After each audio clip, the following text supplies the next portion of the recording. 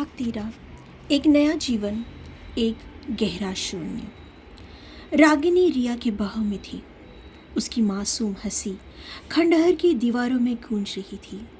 वो जीवित थी, स्वस्थ थी, लेकिन रिया के दिल में खुशी और असहनीय दर्द का एक अजीब मिश्रण था। अर्जुन चला गया था। उसकी बेटी वापस आ गई थी, लेकिन उसके प्यार का बलिदान देकर। आदित्य भी इस अकल्पनीय घटना से स्तब्ध था। वृद्ध महिला, जिसे उन्होंने अब तक संरक्षक मान लिया था, ने धीरे से रिया के कंधे पर हाथ रखा।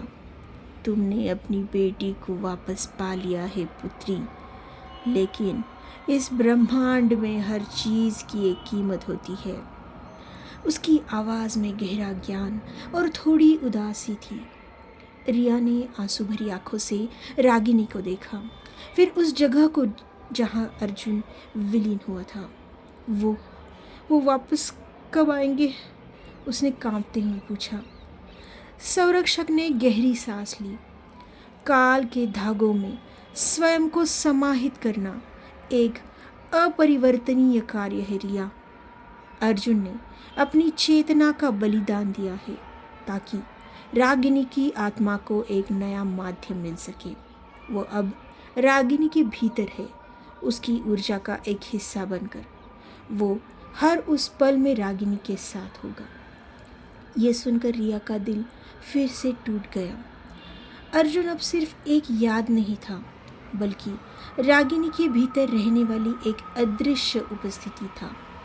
उसकी बेटी जीवित थी, लेकिन उसका पति, उसका प्यार, उसका साथी अब भौतिक रूप से मौजूद नहीं था। वे खंडहर से बाहर निकले। सूरज की पहली किरणें आसमान में फैल रही थी, लेकिन रिया की दुनिया में एक गहरा अंधेरा छा गया था।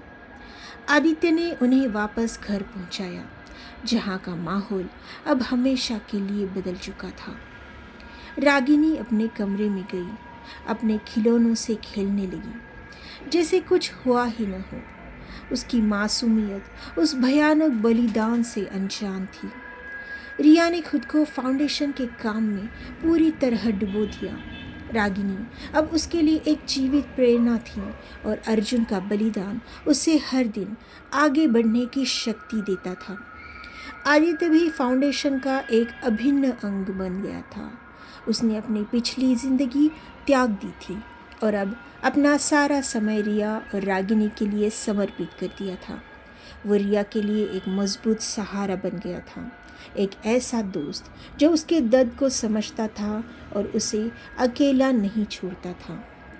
जैसे जैसे समय बीतता गया, रागिनी बड़ी होने लगी। वो एक असाधारण बच्ची थी। उसमें अर्जुन की कुछ आदतें और रिया की कुछ प्रतिभाएं थीं। कभी कभी रिया को लगता था कि रागिनी की आंखों में वो अर्जुन की झलक देखती है, या उसकी हंसी में अर्जुन की आवाज़ आती है। ये एक अजीब सा एहसास था, एक सांत्वना और एक टीस का मिश्रण।